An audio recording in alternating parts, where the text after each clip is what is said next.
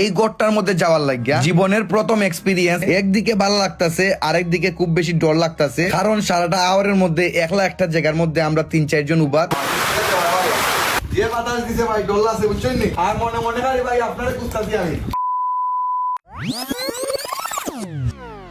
Hello সুনামগঞ্জবাসী, কিতা অবস্থা?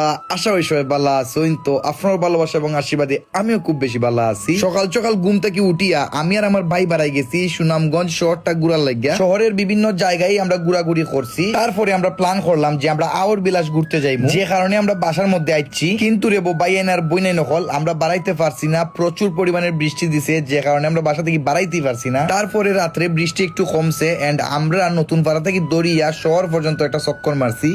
তো যাই হোক, 5 তারিখ সকালে আবারও আমরা বাড়াই গেছি, ঘুরিয়া ঘুরিয়া দেখতাছি পুরাটা নতুন পাড়া, যেদিকে যাই ওইদিকে খালি ফানি আর ফানি। আমার জীবনে প্রথম সুনামগঞ্জ যাওয়া আর এইরকম ফানি দেখা, এটাও আমার জীবনের প্রথম। অনেকেই আমার মেসেজ দেওয়া হয়েছে যে ভাই রিভার ভিউটা দেখিয়া যাইও, যে কারণে আমিও গেছি রিভার ভিউটা দেখার লাগিয়া। তো যাই হোক এভরিওয়ান, এখন যাইমু আমরা মেইন যে উদ্দেশ্য আছিল আওর বিলাস ঘুরার লাগিয়া। আমি আর ভাইয়া প্ল্যান করছি যে আজকে বিজিয়া হইলেও আমরা আওর বিলাসটা দেখতে যাইমু।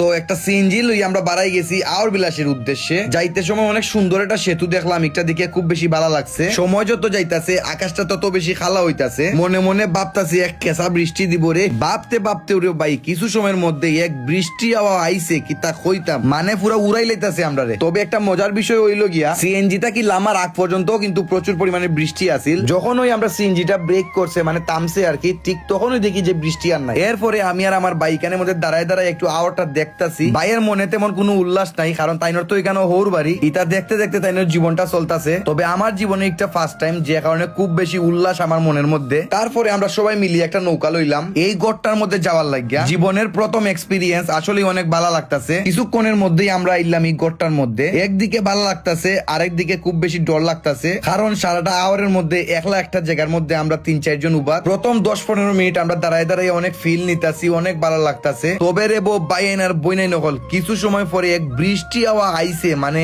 খোয়ার বাইরে। সময় যত যাইতাছে বৃষ্টি তত বাড়তাছে, মনে মনে আসতাছি, তবে আমি জানি আমার ভিতরে কিলা কাঁপতাছে।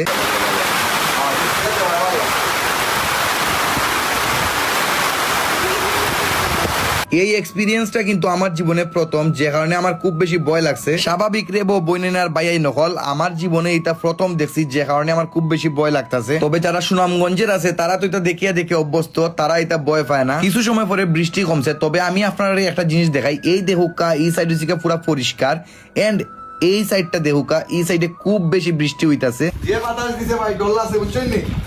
আর মনে মনে খালি ভাই আপনারে কুস্তাছি আমি। আপনি আইছেন ভাই, খুব ভালো লাগে রে, সাহস মিলতেছে।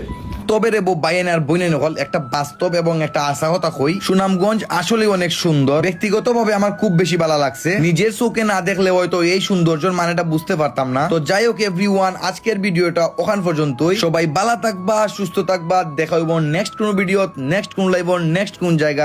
Bye bye everyone.